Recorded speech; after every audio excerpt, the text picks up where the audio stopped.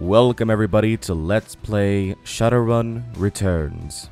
As always, I am your host, J Squared John Jeremy, and this is episode 1, The Beginning. As if you guys saw my prologue video, you understand what we're going to be doing here today. If you guys decided to skip my prologue video, welcome to the world of Shadowrun, an idea that both magic and technology can coexist at the same time. Welcome to the dystopian future of the world. As you can see right here, this individual is carrying a rather large gun and is also what looks to be an elf. Thus, these are the surprises we find ourselves getting in store, and I don't know what the hell is coming out of his hand there. Let's go ahead and get started, shall we? We're going to go ahead and click on New Game here. And immediately, it brings us to the campaign that's installed right now for Shadowrun Returns. Now, the interesting thing about Shadowrun is that a level editor has been included with the game, which will allow for players to also create their own customized campaigns, hence the whole find more stories area. This basically means that the game itself has an endless supply of potential content, in the same vein as, let's say, a modder has an endless amount of ideas that they can create when modding a particular game. Here we find ourselves at Dead Man's Switch. In the urban sprawl of the Seattle Metroplex, the search for a mysterious killer sets you on a trail that leads from the darkest slums to the city's most powerful megacore. You will need to You will need to tread carefully, enlist the aid of other runners, and master powerful forces of technology and magic in order to emerge from the shadows of Seattle unscathed. Now, this is the Harebrained Schemes campaign. We can click on Find More Stories. I doubt if it'll go ahead and bring up anything.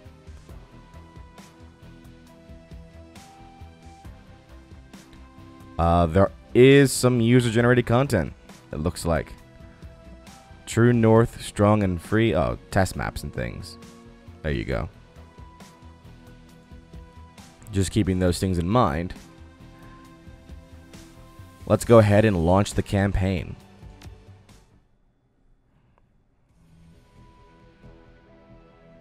So here we need to create our own character. We have the choice between male or female. And in the world of Shadowrun, there are no statistical differences between males and females. Let's go ahead and start with a male this time around. And here we can choose a race. Since the awakening of 2012, 5 races have come to be considered metahuman. The races that now make up the world are dwarf, elf, human, orc, and troll. Now each of these races has unique abilities. Humans. Humans were the only race on Earth until the awakening of 2012.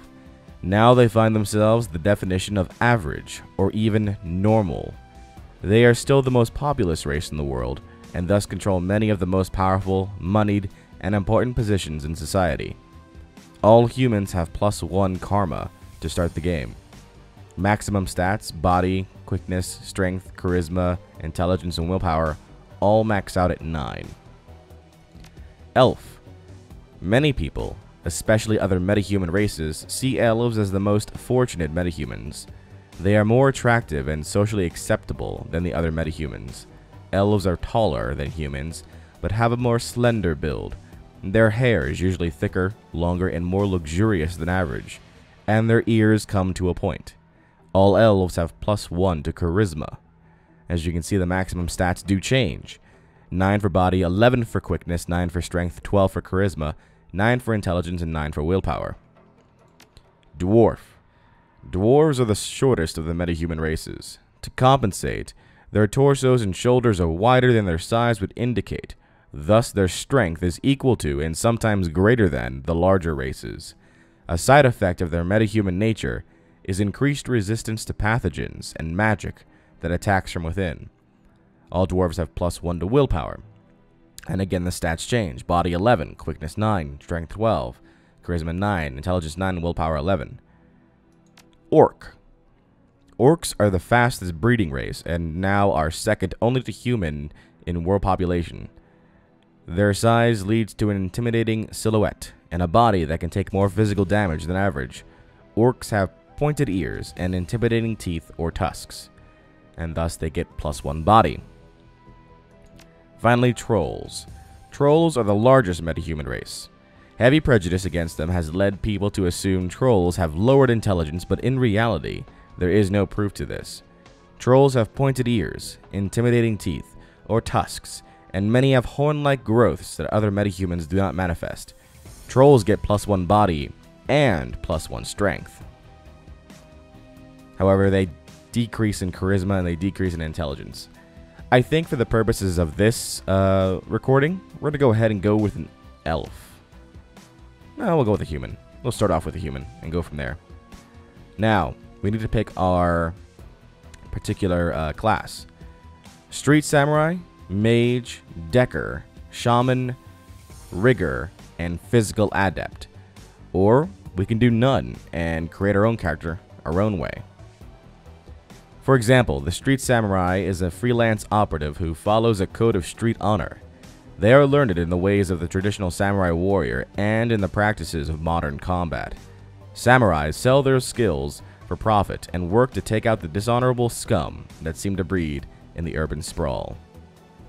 So their key attributes are body and strength or quickness, and their key skills are close range combat, weapons, so on and so forth. Mages specialize in the casting of spells, but that doesn't mean they can't shoot guns as well. Rather, magic is the center of their life. Their spells reflect a pure balance of the manosphere and cover a wide range of magical effects, from offensive damage attacks to character augmentation or degradation skills, to healing spells, key attributes of willpower, and obviously spellcasting. Deckers use a cyber deck to jack into the Matrix, the worldwide information grid and computer network.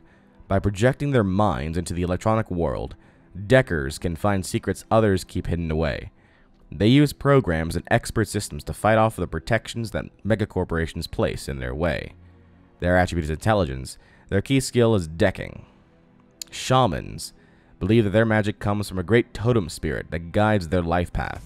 Bear, cat, coyote, eagle, or raccoon. Shamans' relationships with their totems allow them to summon spirits and command them to do their bidding. Shaman have the skill to conjure spells that mages cannot. Now their key attribute is charisma. Riggers use cyber tech to jack their mind into and control small robot-like vehicles called drones.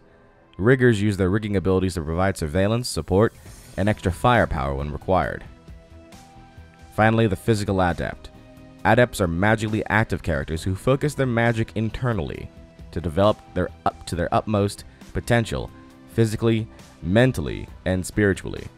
As adepts unlock new abilities, they become honed physical machines, using their magic to enhance their close combat abilities. And their attributes are body strength and willpower. Key skill is chi casting.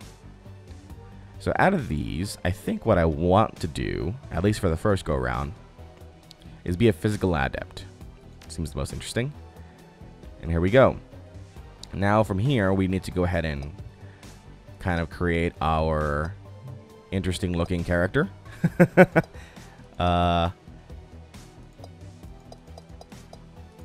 Grumpy McGrumplestein over there. I am the Borg. Actually, let's change this around a bit. Can I change hairstyles? Nope. Custom. Oh, look. Can I change the picture? Nope. Alright, lock that then. We'll go with somebody who's in the picture.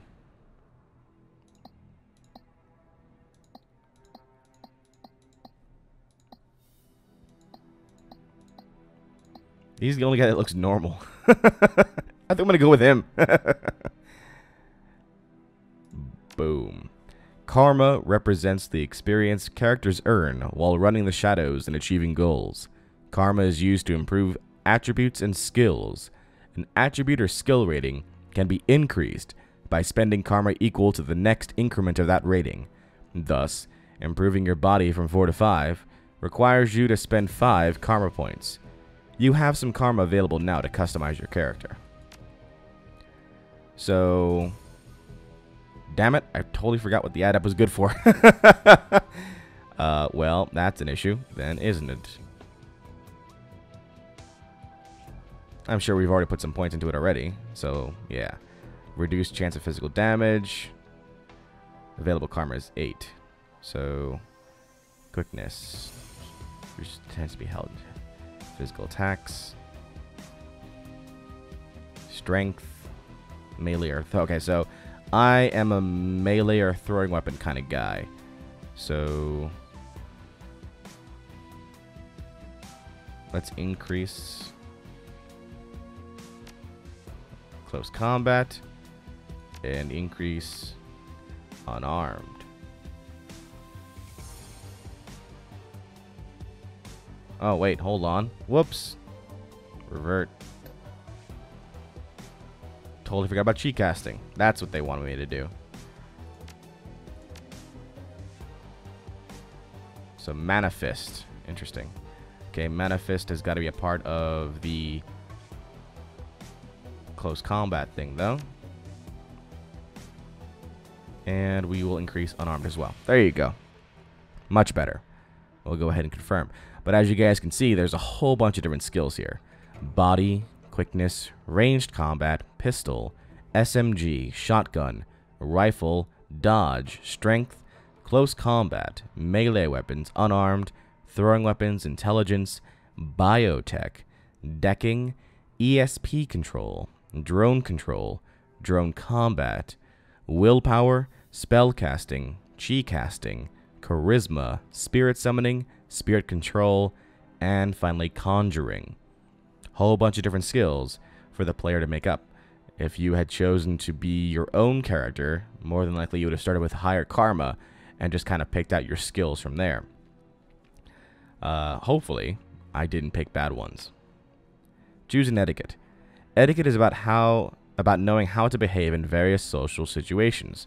The right etiquette can give you an edge in certain conversations. Choose an etiquette from the list below. Choosing an etiquette does not cost karma, and each etiquette can only be chosen once.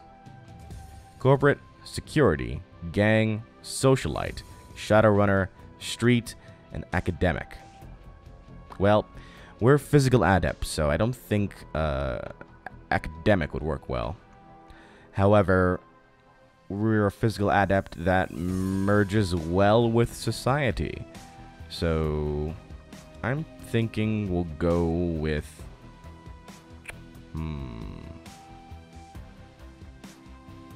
Could just pick Shadowrunner and go from there. Yeah, we'll go Shadowrunner. And then, in potential future recordings, we'll see what the others have to say.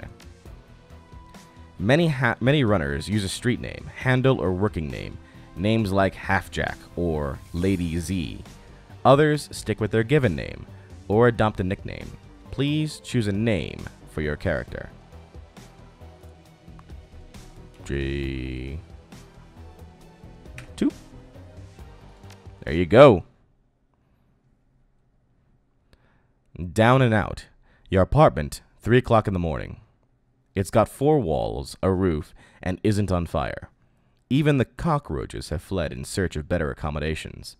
Not exactly our runner's dream pad, but right now it's about all you have left. Running the shadows is all about feast or famine.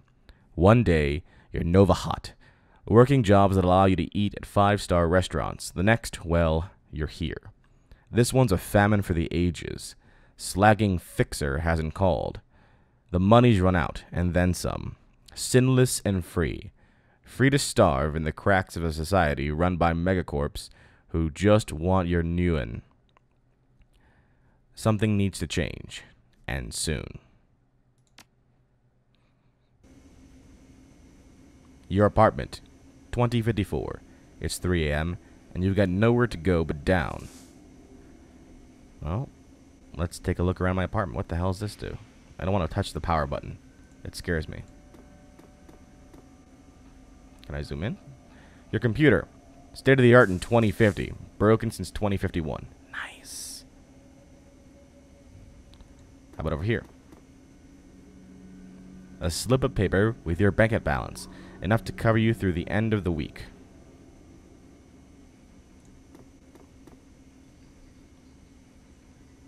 Your notebook, calendar, contacts, that kind of thing. Okay, let's go ahead and view our contacts. This list is sad, dried up. Carter Detroit, fixer, no response to messages. Dowd, runner, dead. Felton, Nash, fixer, missing since February. New Larry, runner, dead. Sam Watts, runner, question mark, probably in a gutter somewhere. Sangoma, runner, dead. Half Jack, dealer, retired or dead. The list goes on. All either dead or ends or just plain dead. Let's view our personal calendar. It's empty. Nothing to do. Oh, yay. Let's put down our notebook then. New objective. Answer your vidphone. Your vidphone rings, jarring you. Who is calling at 3 a.m.? Let's find out. Sam Watts. The screen leaps to life, making you squint against its brightness. The face on the screen is laughing. Sam Watts. Hey, buddy. Hope I didn't catch you at a bad time. He giggles. He's drunk again. Or worse. Shouldn't have given you my comm code. Gork. Gonk. Oh, gonk. Wow. You're zoned. Where have you been, Sam? I haven't heard from you in months. Sure. Where have you been? Oh, don't bother with your side of the conversation. I'm not really here. Just one reason for this vid. Someone finally geeked me. I'm dead. I probably had it coming. When you're an unsavory character like myself, you tend to associate with other unsavory characters who often partake in unsavory business, like you, for example. So, why am I dead? Who knows? Probably my fault. I wonder where you are right now. I bet you hit a big payday and you're living high on the hog somewhere. Some of us are born winners, and some of us are me. Hey, you remember that Renraku run when things went to hell and we lost Dowd? Or that makeshift saloon on the docks afterwards? I really had your back that night, didn't I? I don't like where this conversation is going. I don't feel like I need to worry about you at all. Don't ask me to investigate your death. I don't want to do it. Dowd. That's a name you haven't heard in a long time. Flashback? 3 years ago, a makeshift bar in the Seattle docks. The night Dowd went down. So we have New Larry and Sangoma. Oh, so we're in our own flashback. Interesting. Talk to Sangoma. Sangoma is an urban shaman who proved her worth during a run against Fuchi last fall. She's the quiet type, an experienced runner. We're out in the open here, J2. Ready to bolt? Our fixer owes us for the run, and for Dowd, we rate. Late for another appointment, Sangoma. I'm going to go with the money. Your call. Let's go ahead and talk to New Larry. You've been running with New Larry for about 6 months now. He's a combat mage with a bad tattoo and a bad attitude. He knew Dowd almost as well as you did. Dowd. Never saw anyone die like that before. Idiot. He shakes his head. I hate this fragging city, J2. It's wet, and the rain feels like acid, and I want out of here. Shut your screamer about the rain. We lost a man tonight. We wait for the money. I get it. Now take a pill and relax. I get the feeling I don't really care about Dowd. We wait for the money. Yeah, sure. Of course. I'll wait all night if I have to. I don't know, J2. Sam is a good guy and can hold his own in a fight, but he's been hitting the bottle pretty good lately. Never on a run so far, but he needs watching. He shakes his head. That run went sideways 9 ways to Sunday. Now the fixer is late. Smell funny to you? That bastard better show. We need the money. What do you think we should do?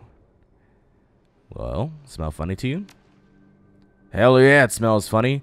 Look at where he set the meeting. This was supposed to be a public place. Cut the dreck, Sam. We both know why Dowd went down, and it wasn't the fixer or some other paranoid chip dream of yours. Sam smiles a toothy smile. I've been waiting for this all night. New Larry has something he wants to say. Don't you, Larry? Go ahead. Spill it. You're sloppy. Sloppy? You think I was sloppy? You've been twitchy all day, son. Look at your hands. They're shaking. Own up, Sam. If you screwed up, admit it. You been drinking, Sam? That true, Sam? Did you miss a beat back there? I'll go with the third one. No, J2. I didn't miss a beat. I was on my game the whole time. Remember, I was on point. New Larry was supposed to cover Dowd. Something dawns on him. He leans into New Larry, amused and dangerous. We were set up, and he knows it, don't you, Larry? What was that call you made before we hit Renraku? How come you couldn't geek that guy before he unloaded on Dowd? I've seen you fling a lightning bolt, son. He should have been burnt toast before his gun cleared the holster. New Larry checks his watch, licks his lips, looks over your shoulder at the darkness. He's looking for someone, and it's not the fixer. Okay, I can see where this is going. You chummers are damaged. I'm out. Did you keep us here long enough, Larry? Hands where I can see them, asshole. How much did they pay you to sell us out, Larry?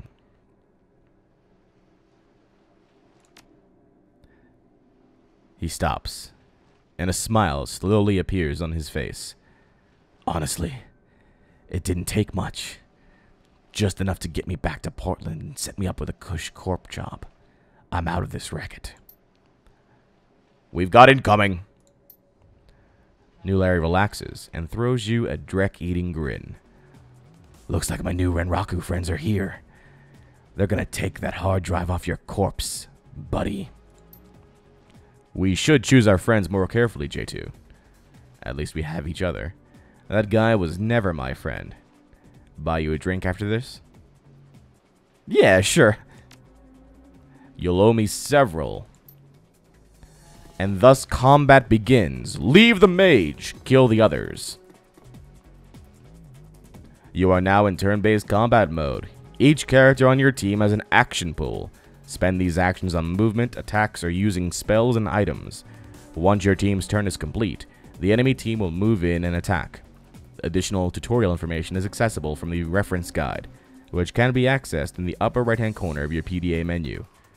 Okay, so we're now engaged in turn-based combat. We have certain places where we can and cannot go. The system looks like it's using a cover system similar to, like, I guess XCOM would be a good way of putting it. Like, they even have the whole shield thing going on. But that'll be the end for this episode of Shadowrun Returns. Next time, we'll go ahead and complete this flashback and find out exactly what happened 3 years ago. Until then, this is J Square John Jeremy signing off, saying so long, and take care.